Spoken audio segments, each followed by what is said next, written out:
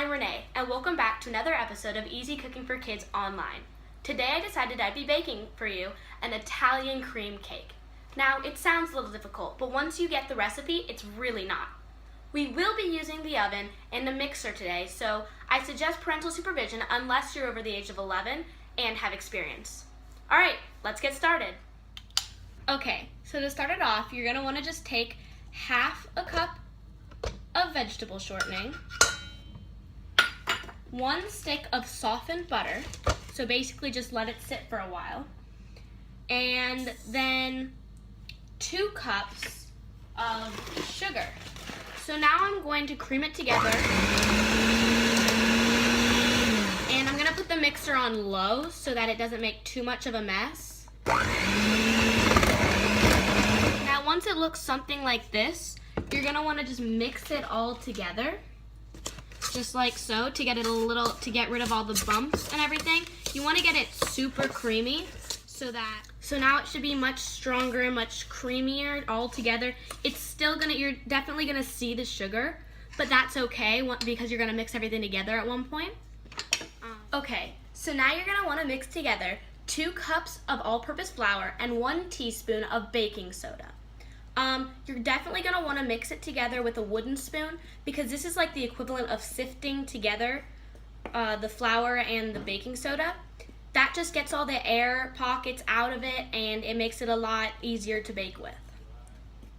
So now you're going to take 5 eggs and you're going to want to crack them and separate the yolks from the whites. Now to do so, it's not really that difficult. You're just going to little cracks and you're going to toss the yolk back and forth so it stays in the cup, but the whites fall down into the bowl.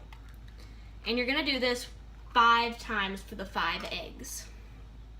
Okay, so now you're going to take about a cup of buttermilk. Now, you want to really get buttermilk because any other milk will not work. This is a lot creamier, but it doesn't taste too good when you drink it by itself, so don't drink it. It really is not good. But when it's mixed in with with a cake mixture, it's great. It's perfect. So what we're gonna do here is we're gonna alternate our flour and baking soda mixture with the buttermilk, so not to make a mess when we're mixing. You're gonna do the dry mix first, and you're gonna put in about 1/3 of it, and then you're gonna put in about 1/3 of the buttermilk, and then 1/3 of this, and then 1/3 of the buttermilk, and 1/3 of this, and then 1/3 of the buttermilk. So you start with the dry mix and end with the wet mix. So now once you're done mixing it, it should look something like this.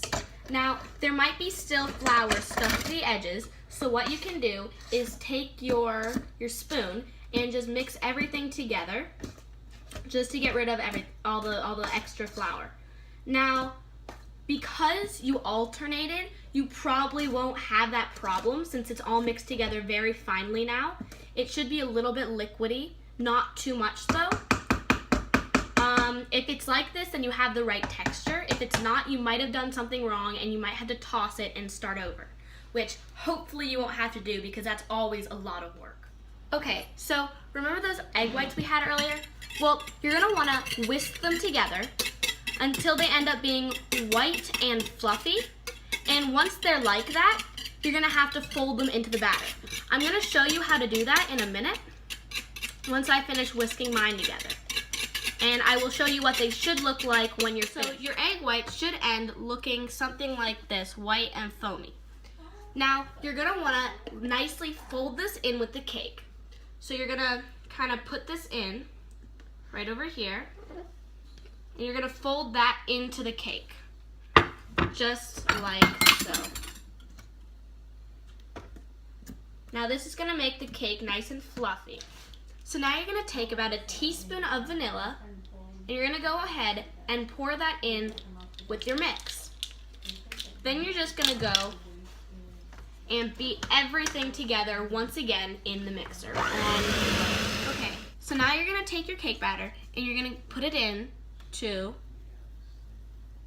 2 pans. And you're gonna just fill the bottoms of them like so. They're about 9-inch pans. So now what you're gonna do is you're gonna have your oven at 350 and you're gonna go ahead and take your cake batter and you're gonna wanna carefully put it in the oven because it's going to be really hot. And you do not want to burn yourself. You probably should get a parent to help you out here. And then you're going to just close the oven and wait for about 25 minutes and check it. If it's not completely cooked yet, then you're just going to leave it in there for a little bit longer. So now, while we're waiting for the cake to bake, we're going to go ahead and make the frosting. So for this, we're going to want about 8 ounces of cream cheese, softened.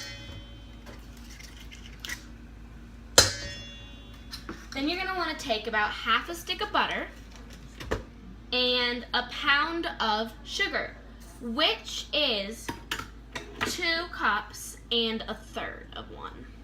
Now we add in a little bit of vanilla, and we're going to go ahead and mix everything together. This is a really simple, easy, creamy filling and icing. So all you're going to do is you're going to ice the middle layer, and then the top layer, and then the entire cake. So now once you finish mixing it and everything looks pretty well creamed together, you're going to just mix it a little bit more to get it off the edges. Okay, so I'm going to go ahead and see if these things are ready. Okay, I'm sticking a toothpick in here, and when I pull it out, nothing comes off, which means they're ready to come out of the oven. If something had come off, I probably would have left it in there a little bit longer. These cakes are going to be extremely hot, so you're probably going to want to let them rest so that when you put the frosting on, it doesn't melt the frosting. So what I'm going to do is I'm going to take them out of the pans, and I'm going to put them out so that they rest. Okay, so now once you've carefully taken the cakes out of the pan, you're going to want to go ahead and start frosting them. You're going to frost the top of the first cake, and then you're going to go ahead and do the edges of it. Then, once you think you frosted the first cake enough, you're going to put the second cake on top and do the same thing with this one. Now, for a little extra decoration, you can go ahead and sprinkle on some chocolate chips or just put them around the edges. Now, as a final touch, I suggest putting 1 cherry on in the center, and it'll just make it more colorful and bright. So that's the cake, it's done, and it will definitely taste delicious. That was my quick Italian cream cake. I hope you enjoyed and learned a little something from this easy cooking for kids online recipe. The full recipe is next to the video and in the description. Thanks for watching, bye!